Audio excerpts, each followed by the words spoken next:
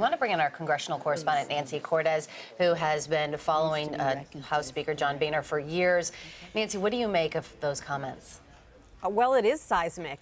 Actually, people have been wondering for years if Speaker Boehner were to step down, essentially throw in the towel after all these years of conflicts with his hard right flank, who would fill that leadership vacuum? It's a very difficult job. Very few people, frankly, want to do it. It involves trying to make the moderates in your party happy, trying to make conservatives in your party happy, and often, in order to get things passed, you need votes from both of those wings of the party, and that is what is so difficult.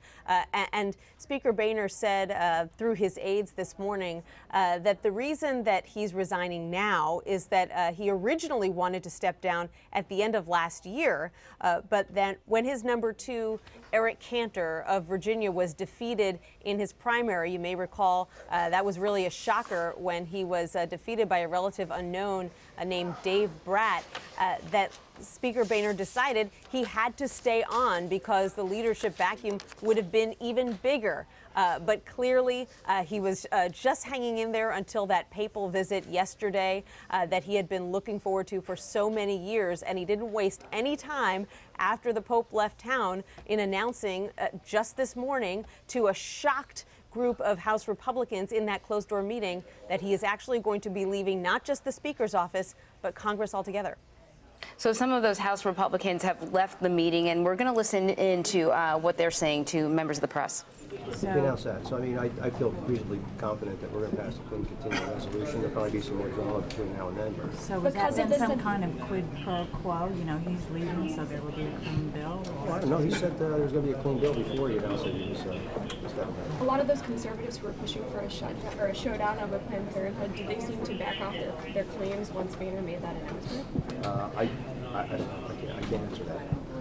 But it's pretty clear there's going to be a clean continuing resolution passed. I think it'll happen before the deadline.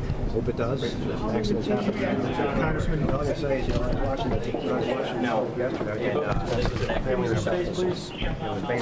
So, are you going to run for Speaker? I'm not. Why not? Because I don't want to be Speaker. Who do you think will be it's a good job for an empty nester. Who do you think will be the likely successor for the candidates? Kevin. But it's a good job for an empty nester. If you got young kids at home, it's not a good job for you.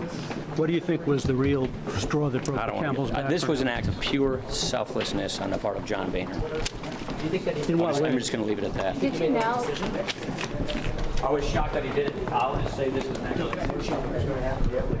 Presented himself with grace and class. He brought the Pope here to this city, and it was a big player in bringing it to this country. And so all of the words that he said, the actions that he conducted today were, I think, noble and honorable. And the timing of this in the aftermath, while the Pope's still here in the United States, I think that give the man credit for what he's done and what he's accomplished. And now I think we need to team back together and identify ourselves a new Speaker of the House of Representatives, one that'll be bold and confident. We've got a tough challenge ahead, but we got a new president on the horizon too.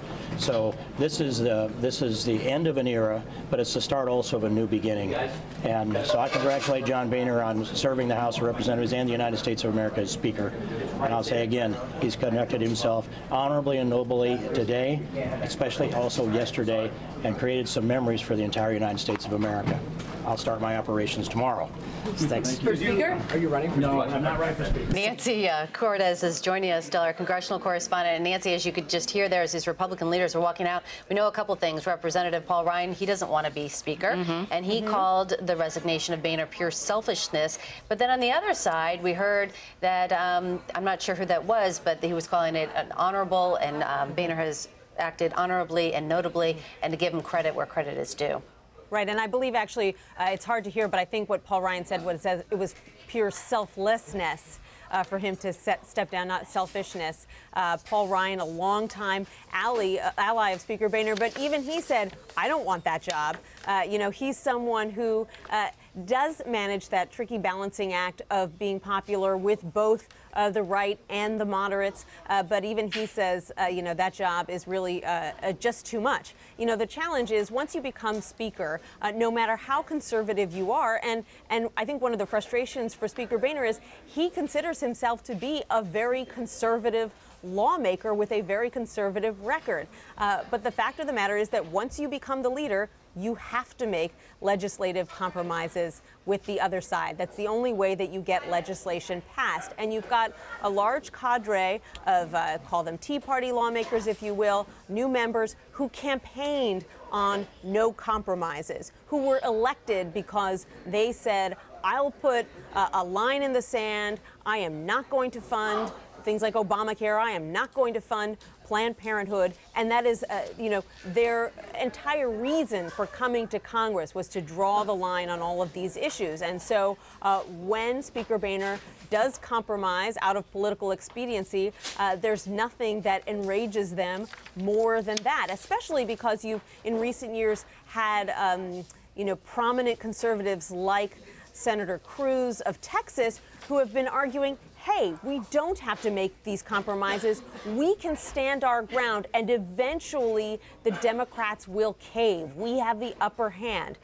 You saw in the 17-day shutdown a couple of years ago that that's not the case, that eventually some compromises do need to be made, but there are still members who feel that he's too quick to make a deal with Democrats, and that if only he would hold out, there might be some legislative way to push through some of these priorities that they have.